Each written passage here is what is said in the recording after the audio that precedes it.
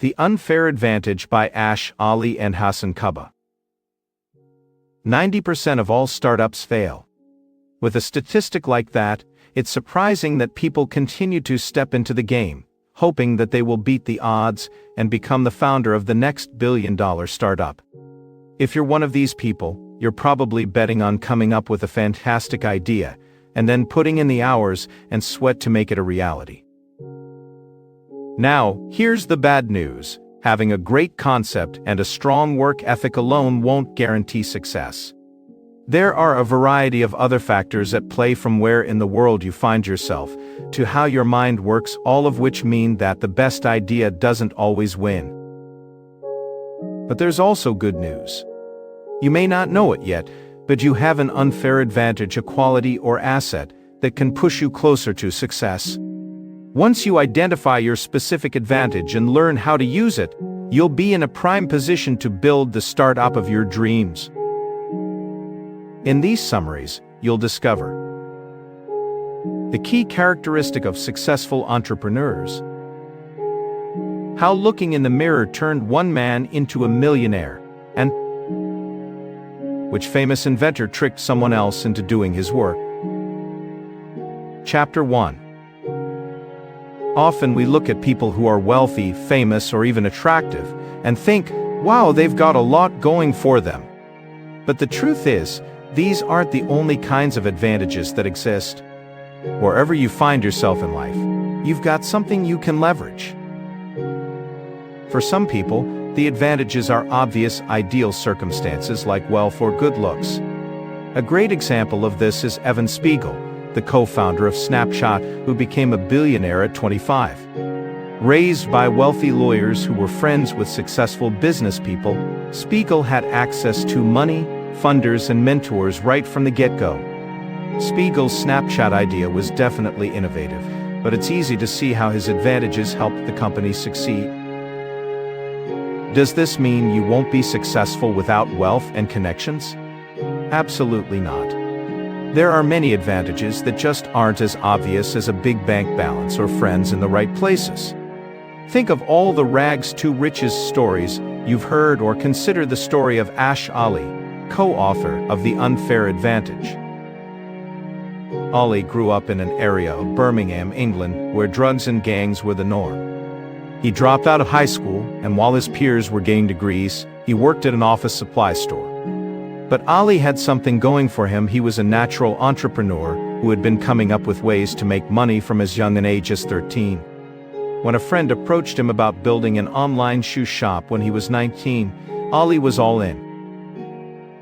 Never mind that it was 1998, and e-commerce was practically non-existent. Ali got to work teaching himself about building websites. Eventually, the pair had a fully operating online store with visitors and orders coming in. This kicked off Ali's career, and since then, he's founded several startups and become an angel investor. Whether your advantage is wealth like Evan Spiegel's, a hidden talent like Ali's, or something else altogether, success is a matter of identifying it and then putting it to use. In the following summaries, you'll learn about various unfair advantages and how they can work for you. Chapter 2. Have you ever thought that life would be easier if you had more money? Well, you're not exactly wrong. Money is a big advantage when starting a business. That's because for most startups, the profits only start coming in later down the line. In the meantime, the business needs to stay afloat, and the founders and any employees have to eat and pay the bills. So having a pile of money on hand definitely makes a difference. A general guideline is to have between 6 and 18 months worth of funds, although having more obviously wouldn't hurt. For example, when Jan Koum founded WhatsApp, he had an incredible $400,000 and saved from his job as a developer. If you're not exactly rolling in cash like Koum, it's alright. Wealthy connections are also potential investors for your startup. Mark Zuckerberg took advantage of this possibility when he raised $50,000 and for Facebook from friends and family. While money plays an important role in getting your startup off the ground, it also gives you something to fall back on in case things don't work out. Wealthy people can literally afford to fail or lose their investments without their lifestyles being affected. That's why they're comfortable taking bigger risks.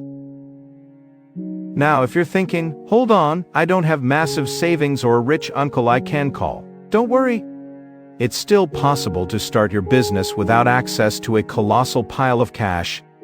Try focusing on a business that requires minimal capital upfront and can gain paying customers quickly. Usually, these are smaller businesses that make just enough money for the founders to have a comfortable lifestyle. They're not trying to be billion-dollar companies. Another option is using the strength of your startup idea to get investors interested. You can also use your skills to earn extra cash on the side. Maybe you're great at managing social media, or you know a thing or two about good design. Whatever your talent, offering it as a service can help kickstart your business. In any case, money can be extremely useful, but don't abandon your startup idea if you're not rolling in the dough. You still have an unfair advantage, which you'll discover in the upcoming summaries. Chapter 3. We all remember the kids back in school who could learn a lot and learn it fast. Maybe we even wished we could trade our grades for theirs. As startup founders, those kids have a leg up because learning whatever skills they need for their business idea comes easily for them. Their grades, however, will start to seem a bit average once you hear about the Collison brothers, co-founders of online payments company Stripe. Thanks to their incredible brains, Patrick Collison and his brother, John, had launched 2 tech startups and were officially billionaires by the time they could legally drink. Patrick learned how to program when he was just 10 and created a new programming language at 16. Not to be outdone, John got the highest possible grades at the end of high school grades he didn't really need since Harvard had already accepted him. But intelligence isn't only a matter of good grades and how well you can absorb concepts. It's also about understanding the world and the people in it. Do you have friends who are great negotiators, know how to handle people, and just can't be fooled? If so, you might want to take notes because these skills are great for business. Not convinced?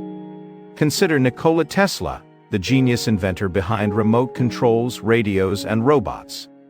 Thomas Edison once offered Tesla $50,000 and to improve his motor and generator designs. But when Tesla delivered, Edison said he was joking and refused to pay up. Despite his incredible knack for technological innovation, Tesla died with no money because he wasn't savvy enough to capitalize on it.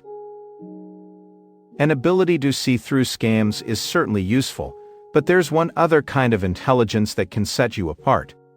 If new ideas come to you easily, and you find interesting connections between areas that seem unrelated, then you're a creative thinker.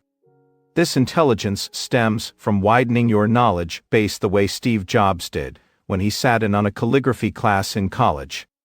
That one class on beautiful lettering inspired Jobs and his team when they created fonts for the Mac. Chapter 4. Ever heard of a new product or business and wished you'd thought of it yourself? Chances are, that great idea wasn't just a random lightbulb moment. Whoever thought of it had to have had some interesting and unique insights first. An insight is a deep understanding of a problem or situation, and often, it's what sparks the idea for a product that's perfectly suited for a market. Sometimes, insights are simply acquired by coming from a specific background or belonging to a particular demographic. Just take Tristan Walker, who founded Walker & Co., a startup that creates health and beauty products for people of color. Walker struggled with ingrown hairs and razor burn, and he realized that there weren't any shaving products that catered to his needs. Thus, Walker & Co. was born. It became so successful that Procter & Gamble later bought it for an estimated $20 and to $40 a million. If you're not your own target customer, like Walker was, you can still get valuable insights by putting yourself in your customer's shoes. Or, as Will Shu did, by riding around on your workers' bikes. In the early days of his food delivery startup, Deliveroo, Shu spent 9 months making deliveries on a bike, to understand every detail involved in providing his company's service. By going undercover, he learned about the challenges delivery riders face, as well as the obstacles encountered by restaurants and customers. Your strategy toward gathering insights doesn't have to be as immersive as this. You can simply observe and speak to your customers in order to learn about their experience and start devising the solution they need. Chapter 5. I was just at the right place at the right time. You've probably heard a few people say this when talking about their success. It can be discouraging if you're working on making it big yourself, but there's some truth to it. Think of Silicon Valley, known for its countless startups like Google, Apple, and Facebook, three of the highest valued tech companies in the world. Many startups aspiring to be the next Apple or Google make Silicon Valley their base. When you consider the perks of the place, it makes sense. With neighboring universities churning out world-class research in science, technology, engineering, and math, companies have a wide and deep pool of talent to recruit from. The area also abounds with potential investors. Big venture capital firms have been in Silicon Valley since the 1970s. In 2017, the area received almost 45% of all venture capital funding in the U.S. That's pretty mind-blowing, considering that it takes up less than 50 square miles. Even if it's not a famous startup hub, the right location can be the key to unlocking opportunities. Huda Kattan, founder of Huda Beauty, can thank a couple of optimal locations for her $500 and million fortune. A lover of all things beauty-related, Kattan studied at the best makeup school in the U.S., which happens to be in Los Angeles. This meant that she got to work with Hollywood stars like Eva Longoria and Nicole Richie. Later, Kattan moved to Dubai, where she found an eager market for her Middle Eastern-focused beauty blog and products. We've seen how location can be an advantage, but what about timing? Well, there's a time for everything, and this applies to startups too. Even a good idea can flop if it's introduced too early or too late. Bill Gross didn't believe this at first. The founder of startup incubator Idealab thought that ideas made the difference between success and failure. But when his team compared their 5 top-performing startups with 5 promising ones that failed, they realized that timing was what mattered the most. You can see this in the fact that Dropbox, which has over 500 million users, wasn't the first cloud storage startup to come along. An earlier one failed in the 1990s because internet connections weren't fast enough. It was the same great idea as Dropbox, just too early for its time. Chapter 6. Growing up, your parents might have told you over and over again that a good college education would set you up for life. They were likely thinking about the qualification you could get and a job that would hopefully follow. But learning also has other advantages. If you go to an elite university like Stanford or Harvard, the people you meet there can play a significant role in your success. Think about it, the sky-high tuition fees at these schools mean that many of the students are very wealthy, and your future investors could be among them. Not only that, you might meet your co-founder on campus, as in the case of Bill Hewlett and David Packard, who met at Stanford and later started the IT company Hewlett-Packard. Besides social connections, being an alumnus of an elite university can give a lofty impression. The founders of billion-dollar startups usually come from elite universities. Venture capitalist Aileen Lee found this out in 2013, when she looked at the fastest-growing billion-dollar startups at the time. Most of their founders came from Stanford, Harvard, UC Berkeley, and MIT. In 2017, cloud computing company Sage ran a follow-up study and came up with the same results. So having one of those schools on your resume can make you look like you have the right pedigree. If you're regretting not going to MIT or Harvard, there's another advantage you can develop from learning without necessarily stepping foot on a campus. That advantage is expertise. When you master a skill or a specific field, you become an expert and can easily spot opportunities in that area. Years on the job Online resources, books, and even mentors can all lead to expertise, as long as you're constantly applying and testing what you're learning. The co-authors of The Unfair Advantage became experts in different ways. Ash Ali read books and used what he learned to build an online shoe shop. Hasan took an online course and started his own web design and marketing business. Both have honed their skills over the years and now advise other founders. If you've spent years working in a field, there's a good chance that you're already an expert at something. Now you just need to start using that expertise to your advantage. Chapter 7. Picture this. You're standing in line, waiting to get into a nightclub. A local celebrity breezes past the line, nods at the bouncer, and is allowed to walk right in, no questions asked. This is the power of status. It helps you get in, and not just to nightclubs. In the professional world, status sometimes trumps ability when it comes to deciding who should be given an opportunity. Consider a 2016 study by the Social Mobility Commission in England. It found that graduates interviewing for investment banking jobs in London didn't get hired if they wore brown shoes. Sounds strange, right? Well, not if you know that in the banking industry, wearing brown shoes instead of black is a no-go. According to bankers, brown shoes suggest that you're from a lower class.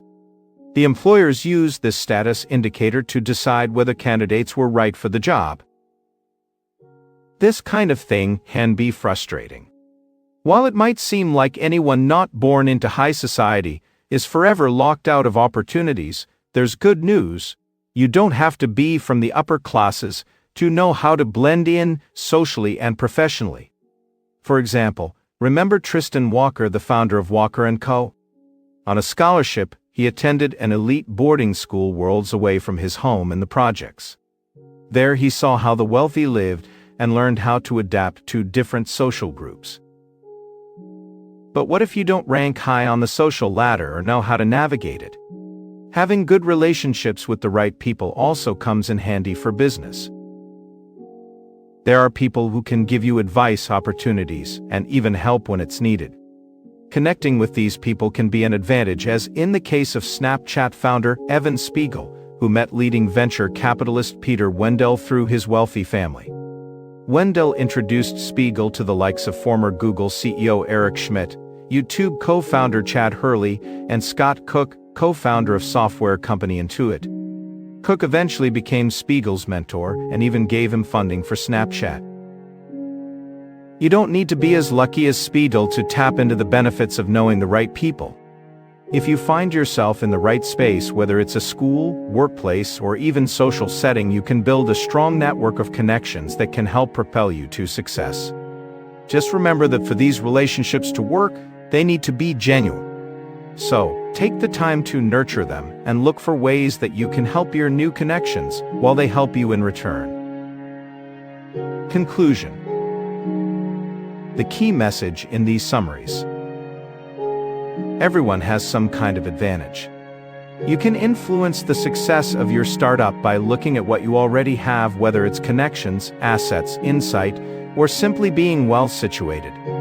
When you leverage your advantage and throw in hard work, your startup will gain traction and eventually success. Actionable advice. Find a startup partner who complements you. It's very rare for one person to have all the unfair advantages. By partnering with someone who has something you don't, you immediately stack the odds in your favor. Are you a creative mastermind? Then look for someone with technical skills. Would you rather be working hard on your product than socializing? Then, an extroverted co-founder who can network and build connections will help. Whatever they bring to the table, make sure that you trust them and that you can work well together.